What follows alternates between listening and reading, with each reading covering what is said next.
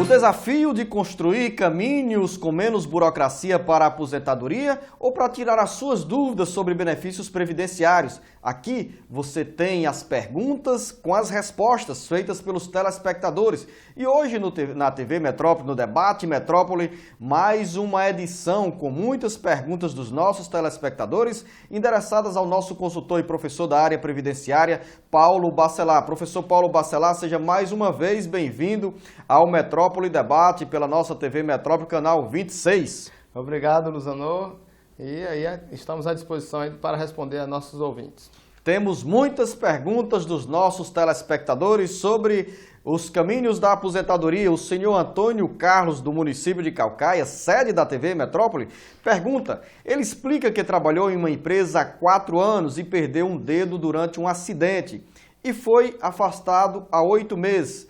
Ele quer saber, professor Paulo Bacelar, se tem direito a receber o auxílio doença e hoje se queixa que ficou com sequelas desse acidente. Olha, se ele for empregado, ao empregado, quando há um acidente em que há sequelas desse acidente, houve uma perda de um membro e após a consolidação dessa doença, né, dessa perda, houve sequelas em que ele não pode mais exercer a mesma atividade que ele estava exercendo.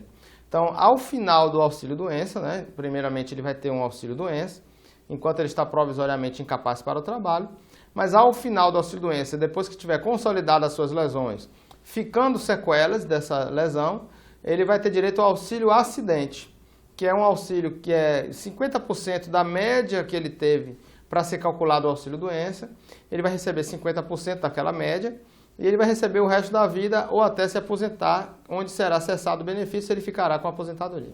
No caso desse exemplo, dessa situação do senhor Antônio Carlos, o valor, o benefício do auxílio acidente não corresponde ao valor integral do salário que ele recebia na empresa. Perfeito. Nenhum benefício, nem o mesmo auxílio-doença corresponde ao mesmo valor do seu salário. Hoje, quando você tem um benefício, ele é calculado em cima de uma média. Qual é a média? É a média de todo o período contributivo desde julho de 94, que foi quando teve o real. Desde julho de 94 até a data do seu benefício, né? O auxílio-doença, depois dessa média, vai multiplicar por 91%, ele vai ter 91% dessa média. Já o auxílio-acidente, ele vai ter 50% dessa média. Só que é 50% que ele vai receber o resto da vida. Não é um benefício que vai substituir a renda, como é o auxílio-doença. O auxílio-doença, enquanto ele está recebendo, ele está substituindo a renda.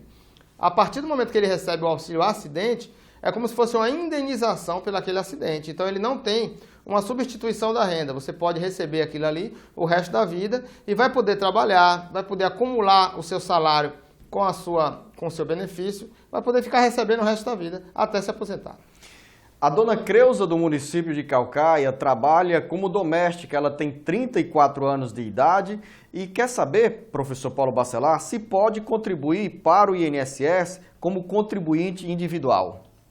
Pode. Qualquer pessoa que declare uma atividade, ela pode contribuir com as alíquotas de 20%, que é para o contribuinte individual, que quer se aposentar por tempo de contribuição, aos 30 anos a mulher e aos 35 anos o homem, e ela escolhe uma alíquota, um salário entre o mínimo, que é R$ 678, e o teto da Previdência, que é R$ 4.159. Basta ela calcular 20% nesse intervalo de valores e ela vai contribuir como contribuinte individual, vai se aposentar por tempo de contribuição.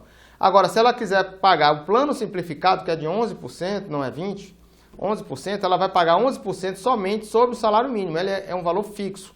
Só que ela vai optar em se aposentar apenas por idade. 60 anos de idade a mulher, com 15 anos de contribuição.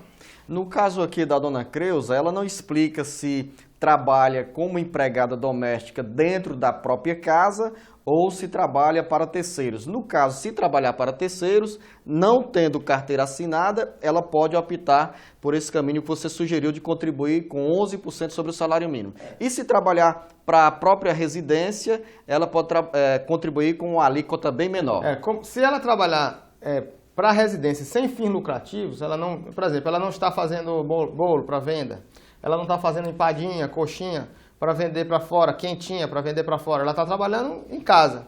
ela não pode contribuir dessa forma como contribuinte individual, porque ela não exerce uma atividade remunerada.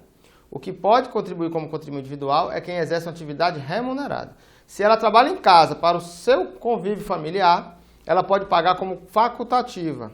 Então ela vai poder escolher uma alíquota de 20% do mesmo jeito. Existe a alíquota de 20% para a facultativa. Existe a alíquota do plano simplificado também de 11% para a facultativa. E ainda existe o plano simplificado, mais simplificado ainda, que é o da dona de casa, que é de 5%. Só que essa dona de casa que vai pagar 5% é somente para aquelas pessoas que estão cadastradas no CAD único, que é o cadastro único dos programas sociais do governo federal.